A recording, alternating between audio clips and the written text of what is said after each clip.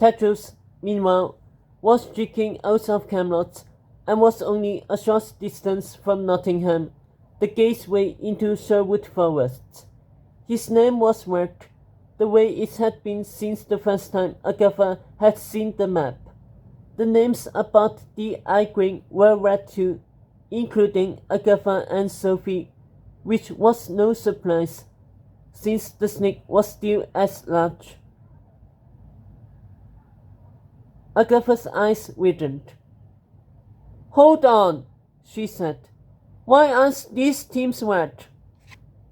She pointed at Gronk's quest team in Mahadeva, Fafrelia team in Frostwood.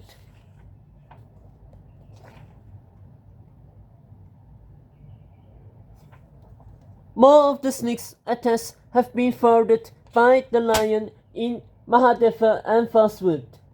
That's what Sophie had said in the dining room.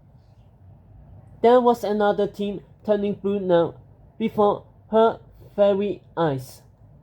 Jacob's group in Purflepath Hills, a kingdom west of Mahadeva and Frostwood, a kingdom adjacent to Nottingham. "Look closer," said Nicola. Agatha saw it and gasped. A figurine separating from Jacob's quest team headed towards Nottingham. A figurine in a lion mask. But that wasn't all. There was a name beneath it. Ryan. "His name is Ryan," Agatha breathed. "That's what you're focused on? His name?" said Nicola. "Not the fact this lion boy has suddenly appeared on your school's quest map?" Agatha goggled at her, understanding. "But that means he's a student at the School for Good and Evil. That means he's a fourth year.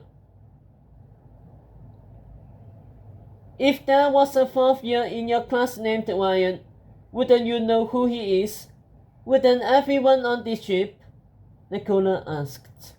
Hot and I asked the whole crew. No one's heard that name before.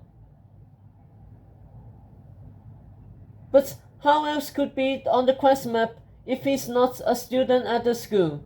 said Agatha. "Well, whoever he is, the Saurian recognizes him.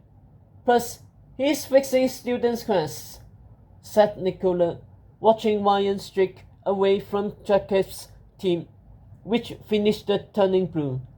"Are you sure you have never heard that name before?" Agatha shook her head, stumped. "Ryan means nothing to me. Nothing at all." "Well, maybe mean something to his new girlfriend," said Nicola.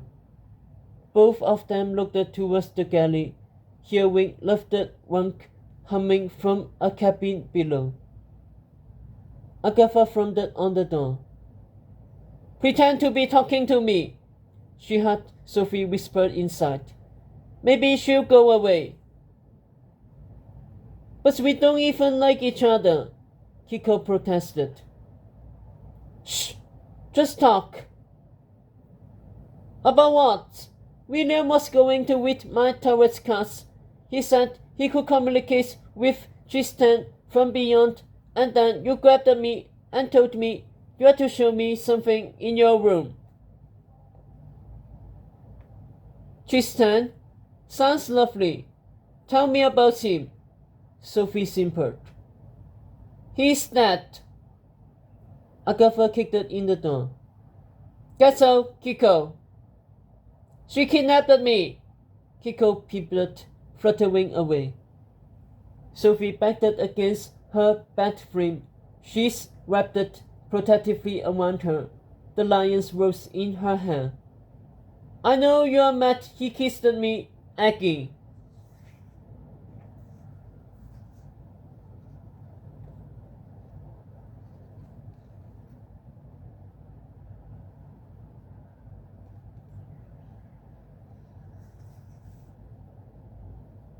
Tetros is about to miss this lion, and the snake may be about to kill them both.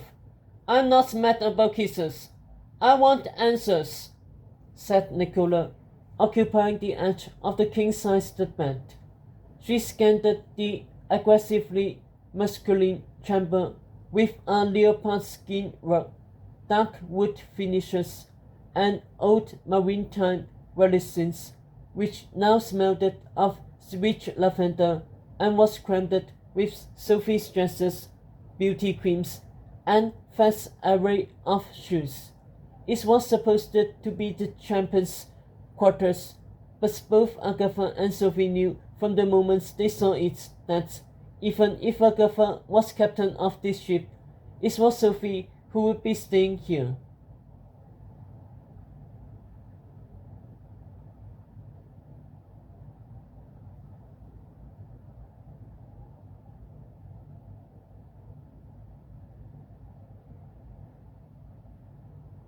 Tell me what he said to you, Agatha ordered.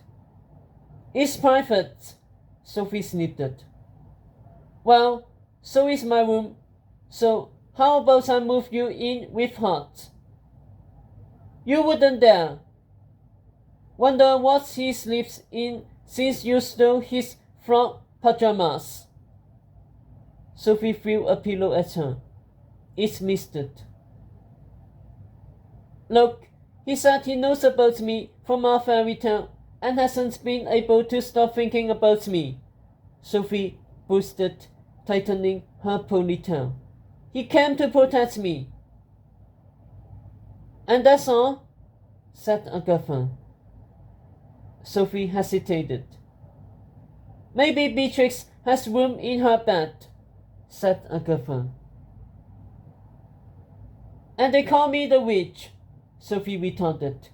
He also said he's a humble servant of Camelot, come to protect his king and his princess, and that he would fight until his dying breath to make sure the rightful king was his rightful queen. Happy? Agatha stared at her. He said that?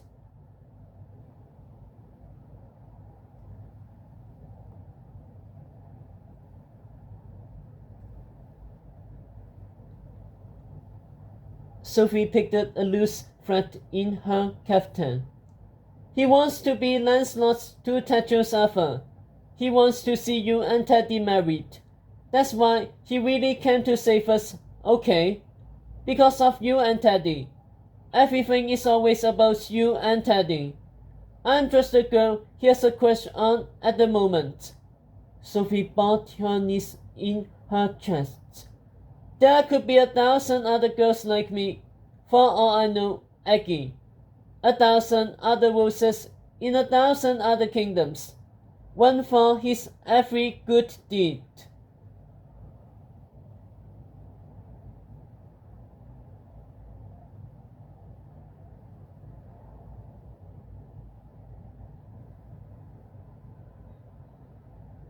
Agatha could see the anxious pink spots on Sophie's cheeks, the way she was curling into herself like she used to their first year at school, whenever Sophie talked about their future prince.